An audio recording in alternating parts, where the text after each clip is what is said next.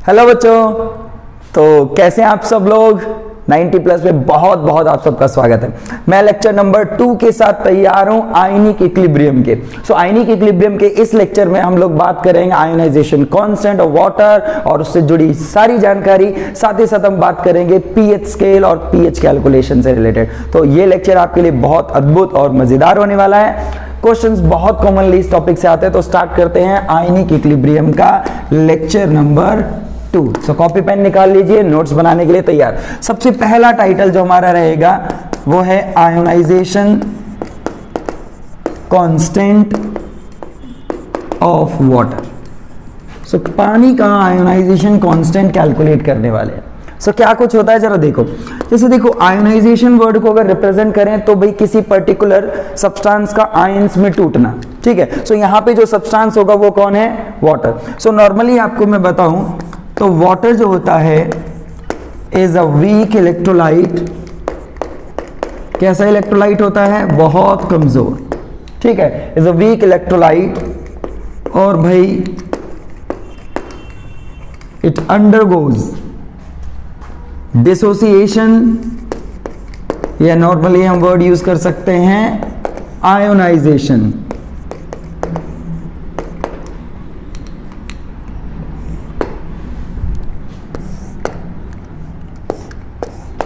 with small extent। बहुत कम ionise होता है लेकिन आयोनाइज होता है।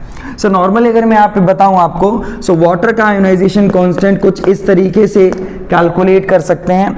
मतलब हमें क्या करना है, वाटर के 2 मोल्स के साथ आयोनाइजेशन दिखाना है। There are 2 moles of water, इनमें से कोई एक एसिडिक बिहेवियर शो करेगा और इनमें से कोई एक क्या करेगा, बेसिक बिहेवियर। मान लीजिए ये एसिडिक वाटर है, ये एसिडिक बिहेव कर रहा है, ये H+ इसको दे देगा, ये H+ किसे देगा, इसको। तो जब ये H+ इसको देगा तो इस वाले वाटर में क्या बच जाएगा, OH-। क्या बचेगा, OH-, ठीक है। और साथ ही साथ जब ये H+ एक इसे देगा तो ये बनेगा H3O+, जिसे हम बोलते हैं हाइड्रोनियम आयन। क्या बोलते हैं, हाइड्रोनियम आयन। ये है कहीं ना कहीं वाटर का आयोनाइजेशन। ये रिएक्शन जो मैंने दिखाई है, this is ionization of water. Normally इसे एक और नाम से जाना जाता है, इसे कहते हैं सेल्फ आयोनाइजेशन।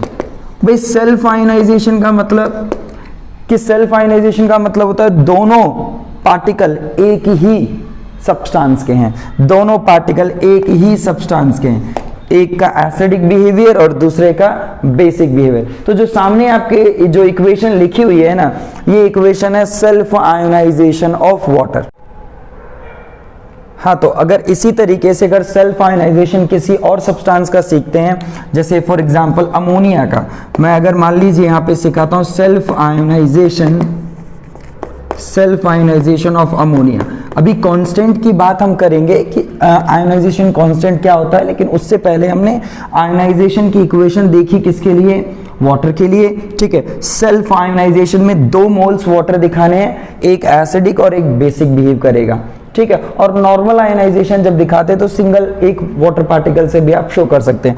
यहाँ पे सेल्फ आयोनाइजेशन आपने देखा क्या होता है। ऐसे ही अगर मान लो मुझसे कहा जाए कि सेल्फ आयोनाइजेशन दिखाइए अमोनिया का, तो किस तरीके से दिखाएंगे, आप एक अमोनिया मॉलिक्यूल लेंगे और एक आप दूसरा अमोनिया मॉलिक्यूल लेंगे और इस हिसाब से एक को एसिडिक बिहेवियर शो करवाइए और दूसरे को बेसिक बिहेवियर। तो उसमें देखिए क्या होगा, जो एसिडिक बिहेवियर शो कर रहा है वो H+ रिलीज करेगा और इसको देगा, ठीक है। H+ ये रिलीज करेगा तो यहाँ पे बचेगा आपका NH2-। क्या बचेगा, NH2-। जबकि यहाँ पे जब H+ जाएगा तो वो बनेगा NH4+। तो ये आपने कॉन्जुगेट एसिड बेस पेयर सीखा होगा, तो ये बिल्कुल वही कॉन्सेप्ट है। तो सेल्फ आयोनाइजेशन ऑफ अमोनिया से एक स्पीसीज बनेगी NH2- और दूसरी बनेगी NH4+। तो 1 मार्क में नॉर्मल सवाल पूछ लेते हैं बोर्ड एग्जाम्स में कि भाई सेल्फ आयोनाइजेशन का कॉन्सेप्ट क्या होता है। जब एक ही सब्सटेंस, ठीक है, जब एक ही सब्सटेंस 2 मोल दिखाया जाए, उसमें एक एसिडिक और एक बेसिक प्रॉपर्टी शो करता हो, तो उस बेसिस पे जो आप इक्वेशन लिखेंगे, this is called self ionization of that particular substance. ठीक है, तो इसको जल्दी से नोट करो, फिर स्टार्ट करते हैं कि भाई आयोनाइजेशन कांस्टेंट क्या होता है। ठीक है, अच्छे से नोट करो, वीडियो को पॉज करके नोट कर लो। आपने नोट कर लिया? ठीक है, सो आप सभी ने अगर ये नोट कर लिया हो तो मैं ये नीचे वाला हिस्सा हटा देता हूँ, अमोनिया वाला, क्योंकि हमें वाटर का आयोनाइजेशन कांस्टेंट कैलकुलेट करना है।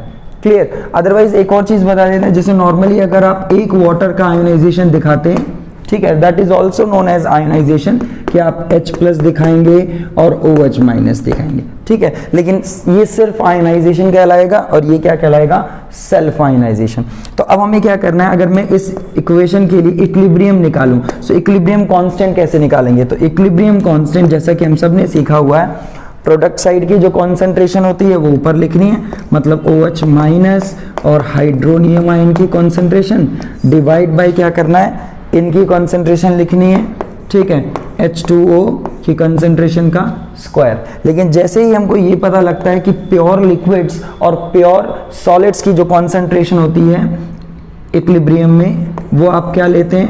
1। सो ये हो जाएगा 1 मोल पर लीटर, यानी कांस्टेंट होती है।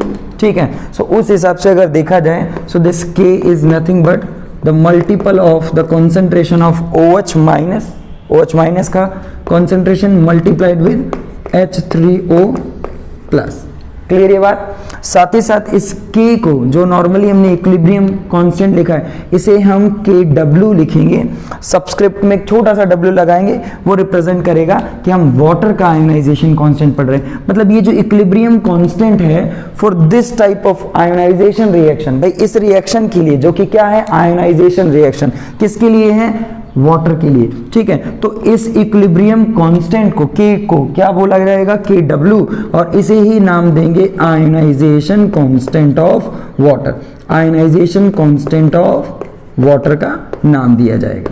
तो ये छोटी सी बात रिकॉर्ड करें जल्दी से और सब लोग सेव करें। मैं ऊपर का हिस्सा हटा देता हूं, आप नीचे वाला पार्ट नोट कर लें।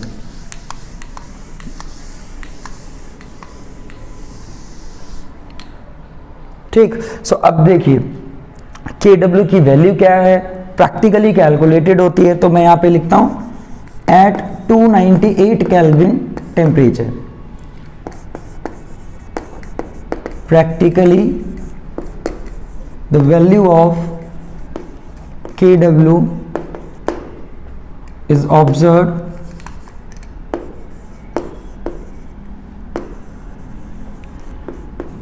(10⁻⁻14).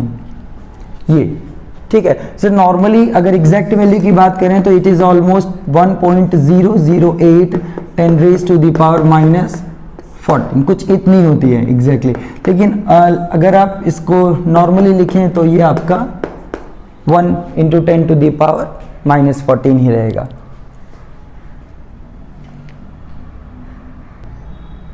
हाँ, सो ये वाली बात आपने नोट कर ली। और अब देखते हैं इससे रिलेटेड आगे की क्या कुछ फैक्ट हैं। सो भाई ये जो वैल्यू है ये प्रैक्टिकली ऑब्जर्व हुई है, तो आपको एज इट इज इसको यूज करना है। अब इसको यूज करते हुए हमें देखना है what about the concentration of OH minus ions and H3O+ ions. एक बहुत अच्छी बात यहां से देखिए, जब आप आयोनाइजेशन कांस्टेंट ऑफ वाटर की बात करते हैं तो अगर सिंगल पार्टिकल को आप आयोनाइज करेंगे तो H+ मिलेगा, लेकिन अगर डबल पार्टिकल को आयोनाइज कर रहे हैं तो H3O+ कैटायन में ये वाला मिलेगा। लेकिन मैं आपको क्लियर कर देता हूं, ये H+ और H3O+ ये दोनों आयंस एक दूसरे के इक्विवेलेंट है। जितने H+ एक वाटर के आयोनाइजेशन से बनते हैं वही चीज आपका यहाँ पे H3O+ को रिप्रेजेंट कर रहा है, क्योंकि 2 मोल से भी सेम यही चीज उतने मतलब सेम अमाउंट में दोनों की फॉर्मेशन होगी। यानी कि H3O+ जो लिखा गया आप उसको H+ भी लिख सकते हैं, मतलब दोनों ही क्या होते हैं? इक्विवेलेंट है। ऐसा नहीं है मतलब बराबर कह सकते हो, ऐसा नहीं है कि दोनों का अमाउंट क्या होगा? अलग अलग होगा, बिल्कुल नहीं। ठीक है, क्योंकि H3O+ है क्या, इसके ऊपर H+ जब जाके इससे अटैक कर रहा है, इससे जुड़ रहा है, तभी तो ये बन रहा है। सो इसका मतलब इसमें तो एक तो न्यूट्रल पार्टिकल ही है और सिर्फ इसके अंदर क्या है? H+। तो इसका मतलब ये दोनों का अमाउंट क्या है? एक दूसरे से इक्विवेलेंट है। तो जब इक्विवेलेंट है तो जरा देखो, इन न्यूट्रल वाटर के अंदर, ठीक है, न्यूट्रल वाटर में क्या होता है नॉर्मली, OH माइनस की जो संख्या होगी वह H प्लस के बिल्कुल बराबर होगी, ठीक है। न्यूट्रल वाटर में the concentration of OH minus is equal to concentration of H plus, दोनों इक्वलेंट होते हैं, ठीक है। और you can also write H3O plus, ठीक है। सो अब हमने देखा कि KW क्या होता है, KW क्या होता है, H3O प्लस मल्टीप्लाइड विद, ये देखो यहाँ पे फॉर्मूला लिखा हुआ है, ठीक। तो ये अब मैंने यहाँ से हटा दिया क्योंकि हमने फॉर्मूला लिख लिया ये। So what about the value of these two, so ध्यान दीजिएगा दोनों का अमाउंट बराबर है, तो मैं यहाँ पे निकाल सकता हूँ कि 10 टू द पावर -14, ठीक है। अब ये इनमें से कोई भी आप इक्वलेंट है, इक्वल रख सकते हो, ठीक है। सपोज मैं OH माइनस की वैल्यू निकाल रहा हूँ तो क्या हो जाएगा, ये 2 टाइम्स, क्योंकि यहाँ पे ये वाला केस क्या है, बराबर। ये तो आप और करके भी लिख सकते हैं ना, देखो इस तरीके से, ठीक है। So OH minus, again you can write here OH minus, so it will be, ठीक है, raise to the power 2। So OH minus की जो कंसंट्रेशन होगी वो इस हिसाब से कितनी आएगी, बिल्कुल आप लोग बिल्कुल ठीक कर रहे हैं। So it is 10 to the power -7 and the concentration having unit mole per litre. So OH minus की यूनिट, मतलब OH माइनस की जो कंसंट्रेशन वो कितनी है, 10 raise to the power -7 mole per litre. In similar way concentration of H plus, और you can also write, ठीक, the concentration of hydronium ion is also in neutral water is same. तो neutral water की अगर बात की जाए तो इनकी जो कंसंट्रेशन है at this temperature is 10 raise to the power -7। Clear ये वाली बात, बहुत अच्छी सी बात है, ध्यान से नोट करो और इसको समझो। फिर आगे समझते हैं कि वाटर कितना आयोनाइज हुआ है या कितना वो डिग्री ऑफ डिसोसिएशन शो कर रहा है। ठीक है बच्चों, आपने ये सब नोट कर लिया होगा। तो अब मैं आपको बताता हूं कि वाटर एक वीक इलेक्ट्रोलाइट कैसे है, ठीक है। सो वाटर एक वीक इलेक्ट्रोलाइट किस तरीके से, इसी ऑब्जर्वेशन से समझते हैं। देखो ये बात हमने लिखी थी कि वाटर आयोनाइजेज वेरी लेस लिख सकता हूं या लिख सकता हूं टू अ स्मॉल एक्सटेंट, मतलब बहुत कम आयोनाइज होता है। इसका प्रूफ है, प्रूफ इन द सेंस कुछ ऐसे आप देख सकते हो, जैसे अभी आपने देखा कि H प्लस या फिर OH माइनस की जो कंसंट्रेशन है, जो कंसंट्रेशन ऑब्जर्व हुई है वो 10 to the power -5 moles per litre. इसका सेंस क्या बनता है, इसका सेंस बनता है कि अगर आप देखें 1 लीटर वाटर अगर आप दे, मतलब आपका आयोनाइज हुआ है 1 लीटर वाटर, अगर आयोनाइज हुआ 1 लीटर ऑफ वाटर जो आयोनाइज हुआ है, उसमें आप देख पा रहे हैं कि इतने मोल्स जनरेट हुए हैं इन दोनों के। सो नॉर्मली आपने देखा कि एक वाटर से ही दोनों आयंस प्रोड्यूस हुए हैं, वो दूसरा वाला जो वाटर था वो तो सेल्फ आयनाइजेशन में हेल्प कर रहा था, ठीक है। सो 1 वाटर से ही ये आयंस जनरेट हुए, मतलब इसकी कंसंट्रेशन इतनी है और इसकी भी 1 लीटर में इतनी है, तो 1 मोल से 1 मोल बनता है। तो इसका मतलब जितने मोल ये जनरेट हुए हैं उतने ही मोल्स कहीं ना कहीं वाटर आयोनाइज हुआ था, है ना, उतने ही मोल्स वाटर आयोनाइज हुआ था। मतलब 1 लीटर वाटर की क्वांटिटी अगर हम लें, सो इस 1 लीटर वाटर की क्वांटिटी में सिर्फ 10 raise to the power -7 water ने ही क्या किया है, आयोनाइजेशन किया है। सो 1 लीटर ऑफ वाटर, ठीक है, 1 लीटर वाटर जो है उसमें हमने देखा कि 10 raise to the power -7 moles only ionises. ये आप इस बात को बहुत ध्यान से देखिएगा। लेकिन जैसा कि हम लोग जानते हैं, as we know, pure water having density, कितनी डेंसिटी होती है इसकी, 1 ग्राम पर ml। कितनी होती है, 1 ग्राम पर ml। और यू कैन ऑल्सो राइट 1000 ग्राम पर लीटर। क्या ये ठीक लिख रहे हैं हम लोग, ठीक है। 1 ml में 1 ग्राम वाटर का मास होता है, ये प्योर वाटर की डेंसिटी बताई जाती है। सो अगर 1 ml में आपका 1 ग्राम पानी का मास है, सो 1000 ml में कितना होगा, सो बिल्कुल उसी को हम 1 लीटर बोलते हैं। सो 1000 ग्राम, तो ये बिल्कुल ठीक लिखा हुआ है। मतलब 1 लीटर की डेंसिटी क्या है, मतलब 1 लीटर वाटर का मास कितना, 1000। तो अब इस बात को समझिएगा, जब 1 लीटर वाटर मैंने लिया, 1 लीटर ऑफ वाटर मैंने लिया, तो उसमें कितने मोल्स हैं, उसमें मोल्स कितने पानी के, वो वाली कैलकुलेशन से रिलेट करेंगे। ठीक है, 1 लीटर वाटर में कितने मोल्स हैं, 1 litre water is equal to given mass total कितना है 1000 ग्राम, और इसका मोलर मास भी कितना होता है 18 ग्राम पर मोल। सो उस हिसाब से अगर आप इसको कैलकुलेट करेंगे तो ये आपका कुछ 55.55 मोल आएंगे ये, यानी कि आप देख सकते हैं 1 लीटर पानी में इतने मोल्स थे। मतलब अगर वाटर की क्वांटिटी 1 लीटर ली जाए तो उसके अंदर वाटर के मोल्स कितने हैं 55.55। क्लियर है वाली बात। और यहाँ पे हमने देखा 1 लीटर पानी में सिर्फ इतने ही मोल्स आयोनाइज हुए हैं। मतलब पानी में थे तो इतने सारे मोल, 1 लीटर वाटर में थे कितने मोल्स 55.5, लेकिन उसमें से आयोनाइज कितने हुए वाटर, सिर्फ 10 की पावर -7।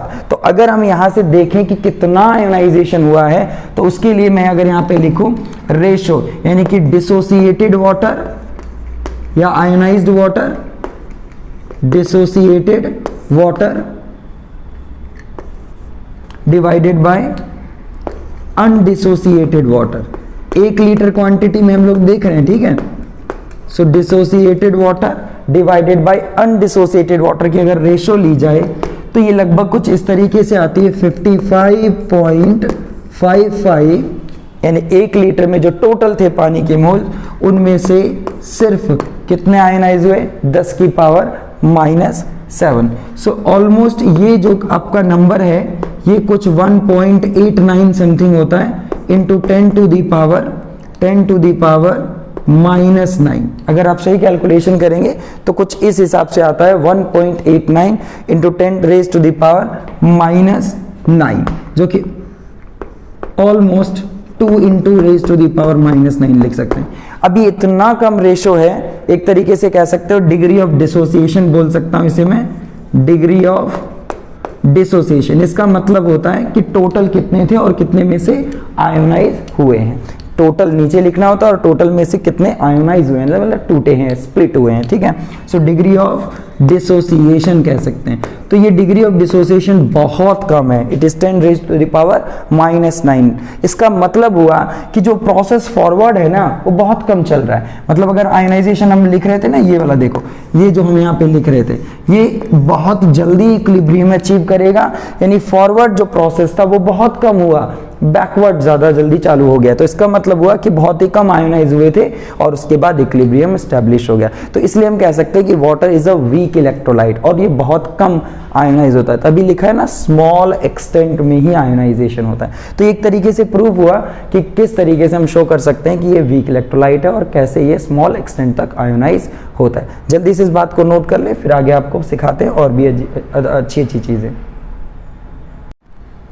चलिए बच्चों, तो स्टार्ट करते हैं। Effect of temperature on equilibrium constant, मतलब टेम्परेचर की वैल्यू अगर घटाते या बढ़ाते हैं तो किस हिसाब से KW की वैल्यू पे असर पड़ेगा। सो नॉर्मल सी बात, अगर इसको समझना है तो इसके लिए हमें पहले इक्वेशन वापस एक बार लिखनी चाहिए, आयोनाइजेशन वाली जो हमने सीखी थी, सेल्फ आयोनाइजेशन। ठीक है, तो कुछ क्या था इसमें, H+ देने के बाद OH- बचेगा और यहाँ पे H+ गेन करने के बाद आपके पास हाइड्रोनियम आयन बना। इस इक्वेशन की अगर वैल्यू की बात करें, मतलब एंथैल्पी चेंज की बात करें, तो इसको बताया जाता है 57.3 किलो जूल पर मोल।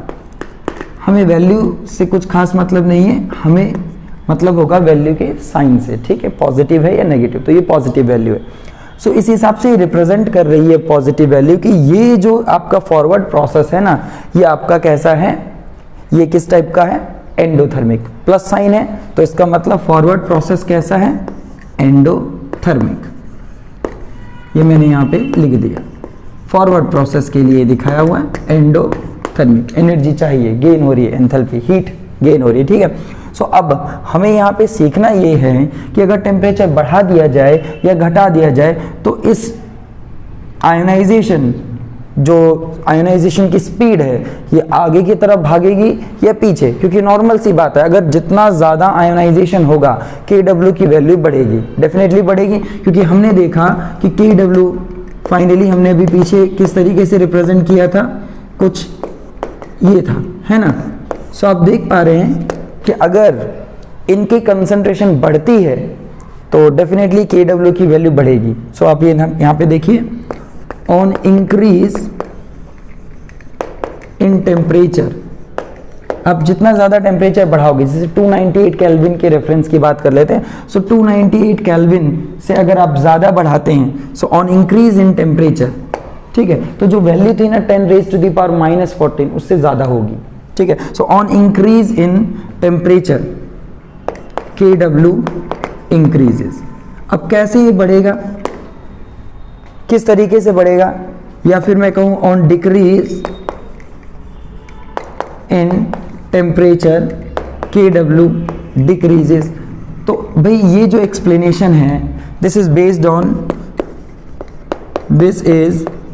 On Le Chatelier's principal.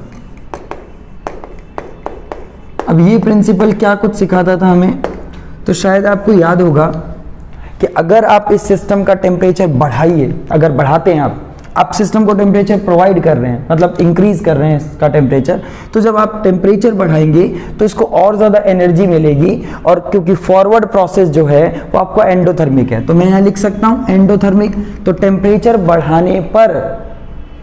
बढ़ाने पर एनर्जी का कंजप्शन ज़्यादा होने लगेगा, और ये सिस्टम, ये इक्विलिब्रियम कहाँ मूव करेगा, फॉरवर्ड। तो आपको पता है कि ली चैटेलियर प्रिंसिपल कहता है कि अगर आप किसी भी फैक्टर में कोई चेंज करते हो, ठीक है, तो उसको काउंटर बैलेंस करने के लिए इक्विलिब्रियम उस हिसाब से अपने आप को शिफ्ट करता है। अगर आप टेम्परेचर राइज कर रहे हो तो इक्विलिब्रियम उस डायरेक्शन में भागेगा जहां पे वो टेम्परेचर डाउन कर सके। तो bye absorbing the heat it will shift in forward direction.